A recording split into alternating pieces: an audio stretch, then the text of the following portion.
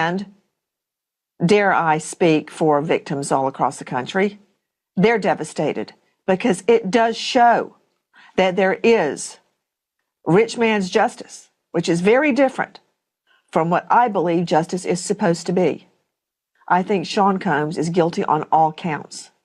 And I'm sorry the jury couldn't understand the facts the way I understand them. And another thing, all the joyous rapture dancing in the halls of the courthouse, cheers erupting outside the courthouse. We haven't had sentencing yet. And when I read, for instance, your banner, shame on you. The banner should be Sean Combs convicted on 2 felonies, facing a potential 20 years. No, not at all. What? Let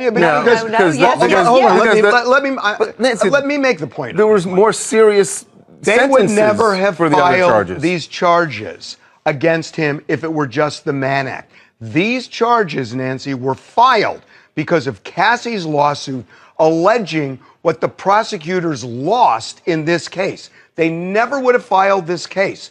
This is a nonviolent crime. If committed in a state, might even be a misdemeanor. So to say that he was convicted and that's the headline is just wrong. You're right. He did get acquitted on the most serious charge. You're right. There has been a lot of ridicule heaped on the state. But I can tell you this, Levin, I've gone into court many, many times thinking I would lose. And why did I do it? Because I believe in trying to do what you believe in, what you think happened, what you think is true. I understand the cross-examination of Cassie Ventura. I understand what she said in some of her texts to pacify, to placate Sean Combs. I get it. And they crossed her on that, and they won. You're right.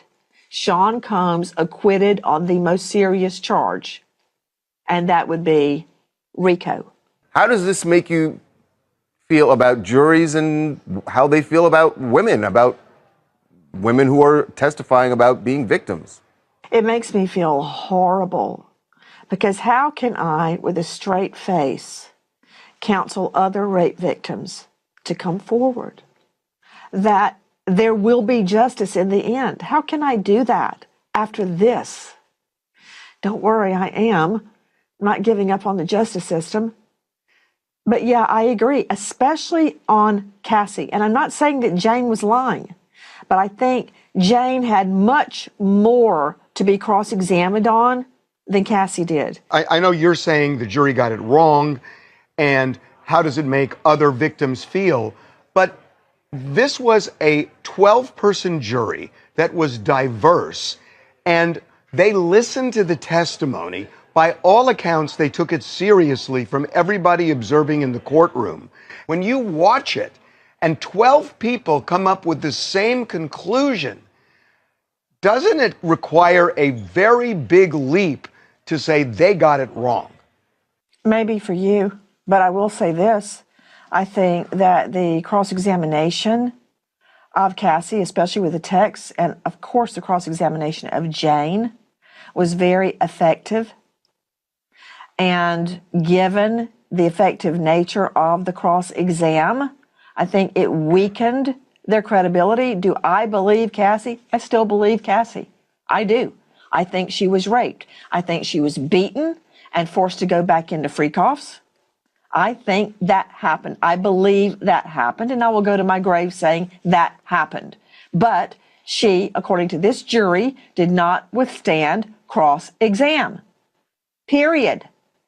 And while many people are taking great joy in attacking the prosecutors had the balls to go in and try one of the most wealthy and well-known musical artists of our time. So yes, they lost on a couple of counts. They won on a couple of counts. And I predict there will not be an appeal bond. Nancy Grace, welcome.